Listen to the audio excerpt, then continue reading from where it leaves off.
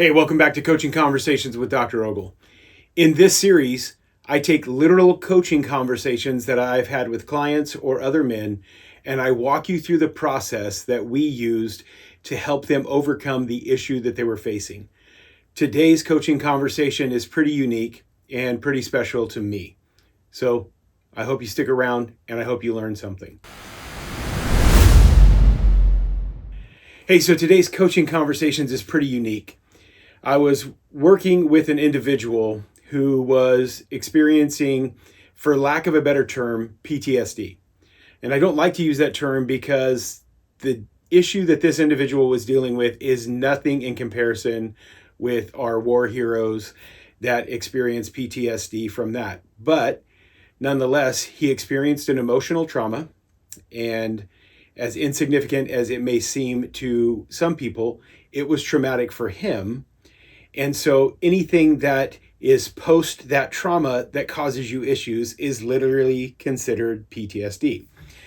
So for this individual, there was some ongoing trauma about travel.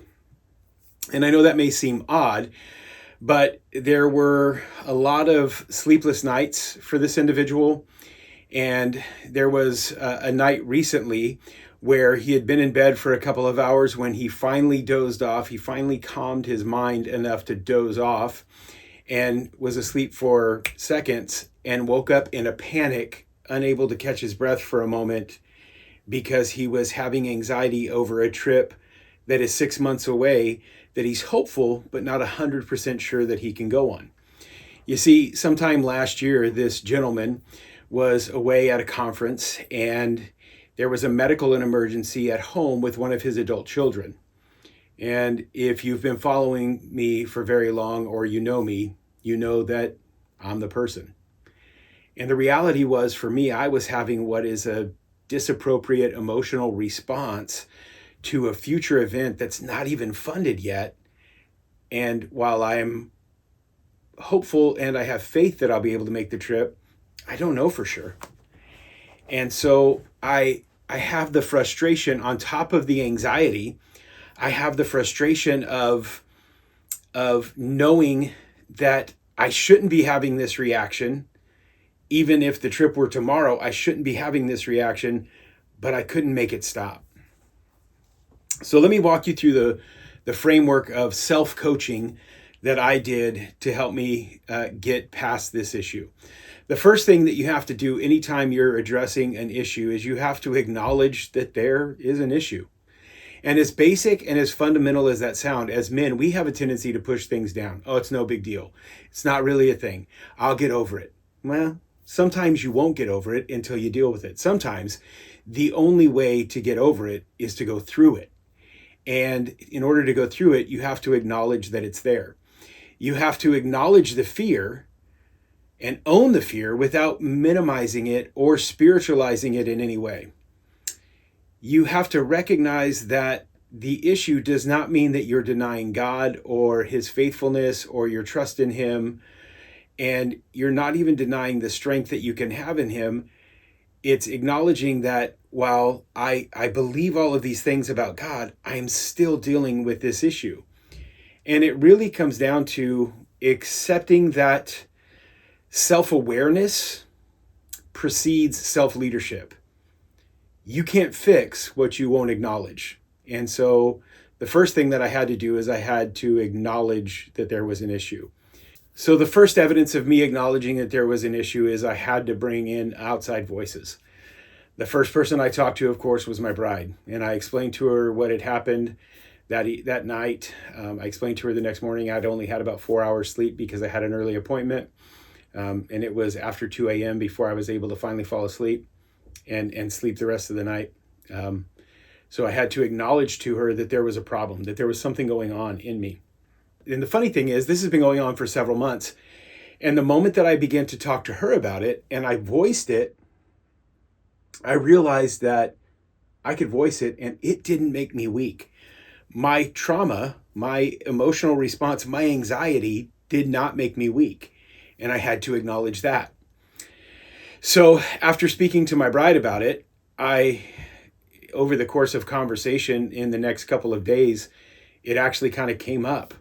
One time I intentionally brought it up. A couple of times, I guess, I intentionally brought it up because these are guys that I trust.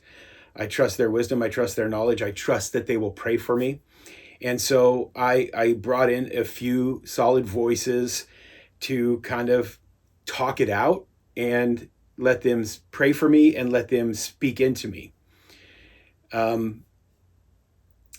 I did honestly experience some relief just by naming it and by acknowledging it and by sharing it out loud.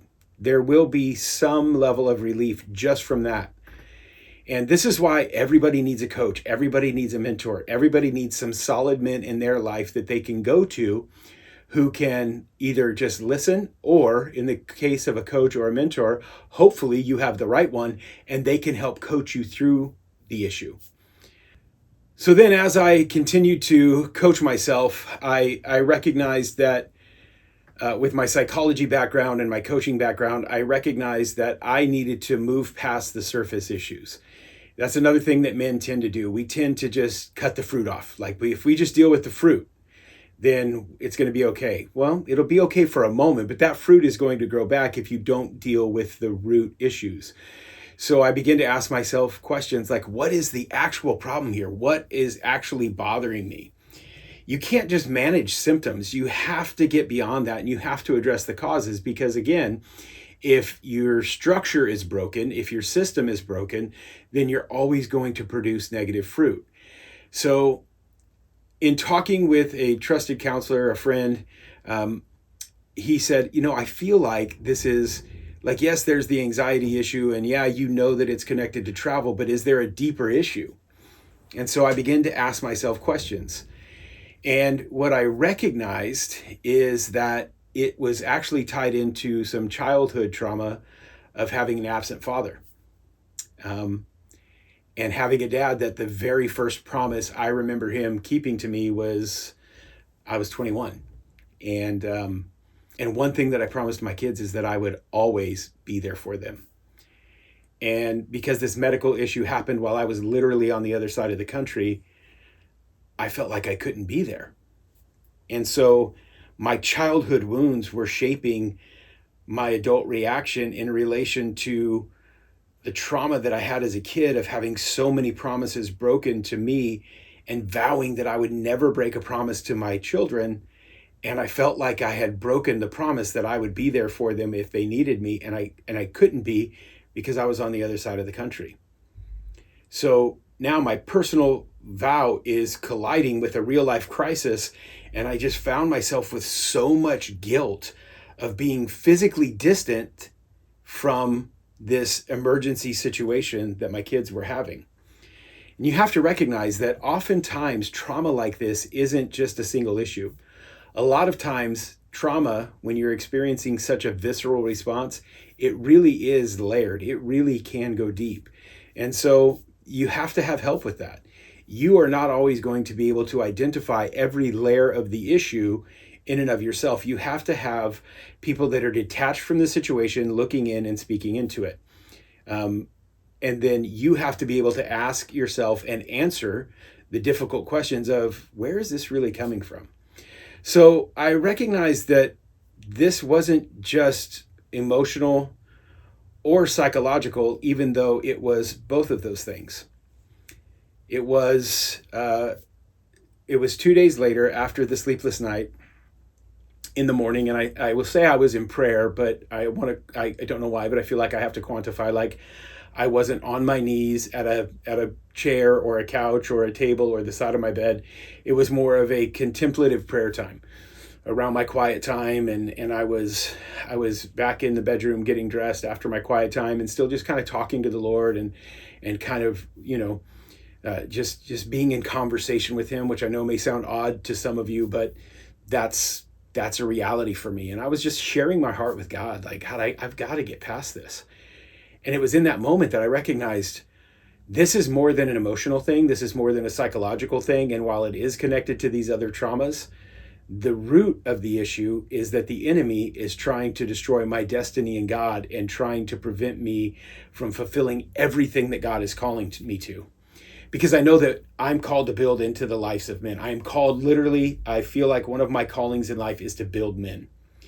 Part of the way that that happens is through videos like this, through teachings that I do online with various ministries. And part of it is showing up at conferences and showing up at men's events that I have to travel to.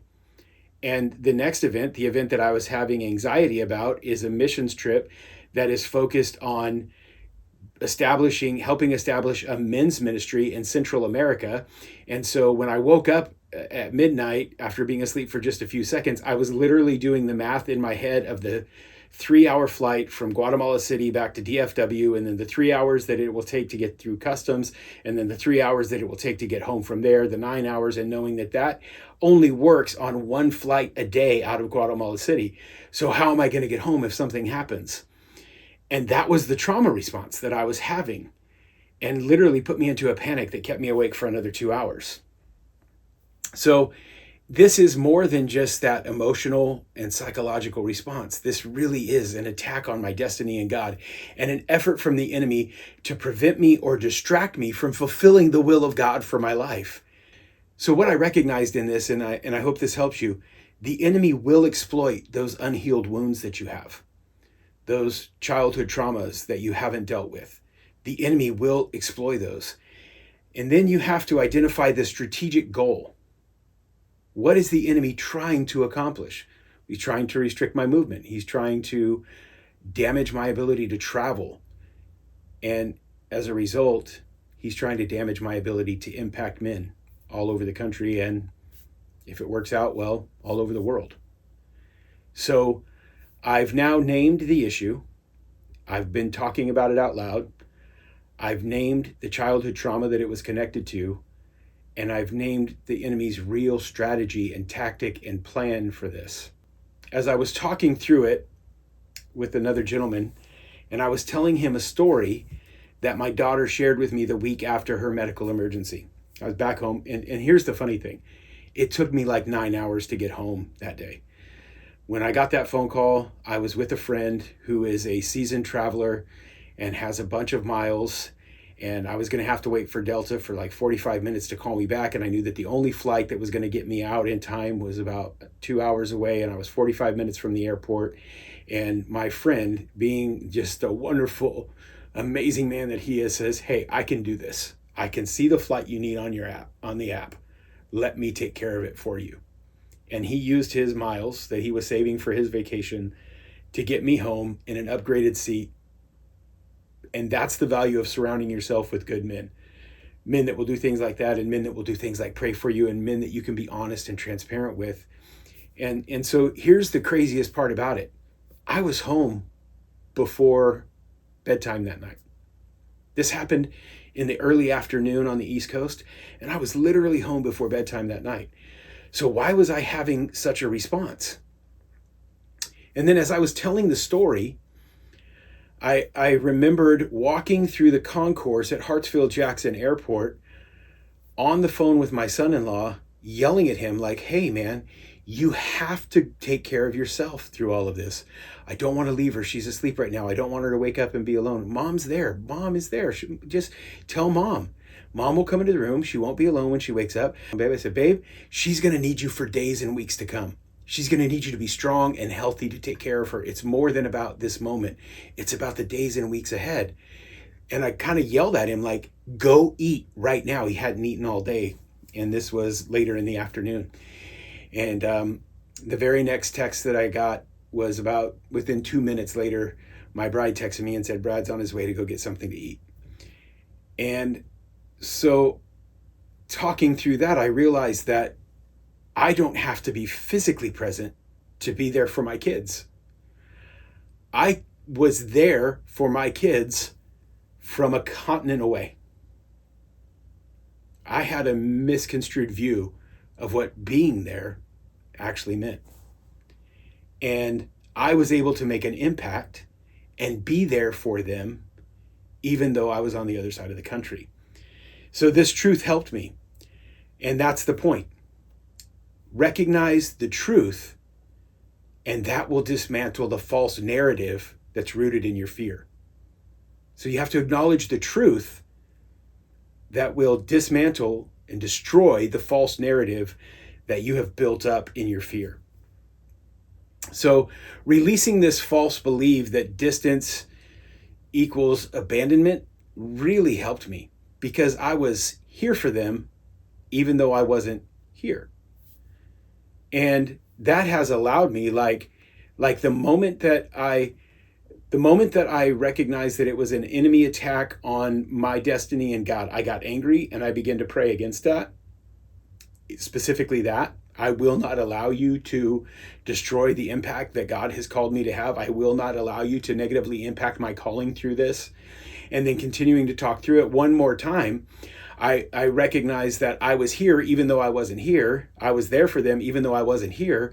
And all of those things, like, I can't express to you the freedom of that weight just being lifted. Now, we're still 6 months away from the trip, and there's the possibility that it will come back, though my faith says that it won't, and my logical reasoning says that it won't, because I have done the work to overcome it. But you do have to recognize that at times, healing comes in multiple layers, and it may take some time for things to heal completely. So what do? You keep doing the right things. You keep acknowledging the issue. You keep acknowledging that the issue is real. You continue to recognize that healing requires getting to the root of the issue. And if it's not healing, it means there may be a deeper root that you haven't yet reached. Then you have to recognize that trauma is often layered and interconnected to other things from your childhood and your past. So you have to search through your psyche. You have to search your heart and ask God to search your heart and reveal to you, what is this connected to that I may not be seeing? And then you have to recognize that isolation, me keeping it to myself, that was intensifying the fear. That was magnifying the fear. And so as I shared it, God began to free me from it. And the enemy began to lose its power, because just like Ephesians says, anything that you bring into the light can be healed. And so as I began to bring that into the light with other men and my bride who I trust, it began to be healed, and then slowly, and then more began to be revealed to me. And you have to ask for the help of the Holy Spirit. Ask the Holy Spirit to search your heart and reveal to you the things that you may not be recognizing. And then I think the final key to this is recognize that your healing, while you benefit from it, your healing is not just for you. For you to be healed means that you are going to be the best version of yourself for everyone that you lead, for everyone that comes after you, and for everyone that you're called to impact. So, what I would love to hear from you guys is, what are the issues that you need healing from? And if you don't want to leave that in the comments below, you can email me at floyd@holisticmentorship.com with a W. I would love to help you heal from those traumas if there's anything that I can do. And if you're comfortable with it, you can just leave it in the comments below. But one thing that I would love for you to leave in the comments below is, what are some other topics that you would like me to cover on this channel? Because I'm doing this to help you. I'm not doing it because I need another thing to do. I'm doing it to be helpful to men, to help build men, because that's what I do. And as cheesy as this feels to me, if you would like, comment, subscribe, and share, it would be beneficial. And it took me a while to recognize that that stuff really does impact the algorithm in a major way. Every like, every comment, every share helps this reach more men who may need help. And that's what I'm doing it for.